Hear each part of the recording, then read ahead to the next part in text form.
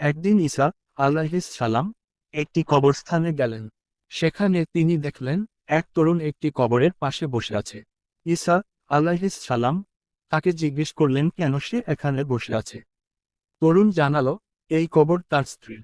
সে স্ত্রীকে এত ভালোবাসত যে জনের মধ্যে চুক্তি ছিল, যে আগে মারা যাবে অন্যজন জীবনের বাকি সময় তার কবরে বসে কাটাবে। ভাগ্যের ইচ্ছায় স্ত্রী আগে মারা গেছে, তাই সে প্রতিজ্ঞা পালন করছে। তরুণের ভালোবাসা ও নিষ্ঠা দেখে ঈসা আলাইহিস সালাম বললেন, তুমি তোমার অর্ধেক জীবন তাকে দান করো, আমি আল্লাহর কাছে দোয়া করি। তরুণ সম্মত হল। ঈসা আলাইহিস সালাম দোয়া করলেন এবং আল্লাহর হুকুমে মৃত স্ত্রী জীবিত হয়ে উঠল। কিছুক্ষণ পর একটি অত্যন্ত সুন্দর চেহারার যুবরাজ সেদিকে দিয়ে যাচ্ছিল। যুবরাজকে দেখে নবজীবিত নারী ও যুবরাজ জনেই পরস্পরের প্রেমে মুগ্ধ হয়ে গেল। নারী যুবরাজকে নিজের স্বামীকে দেখিয়ে মিথ্যা বলল, এই মানুষটি আমাকে প্রলোভন দেখিয়ে এখানে এনেছে।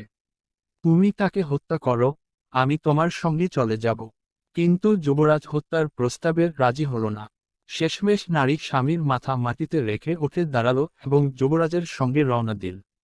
অত্যন্ত কষ্টে পতিদেবতার রাজদরবারে গিয়ে বলল, এই নারী আমার স্ত্রী, আর আমার সাক্ষী হচ্ছেন ঈসা আলাইহিস সালাম।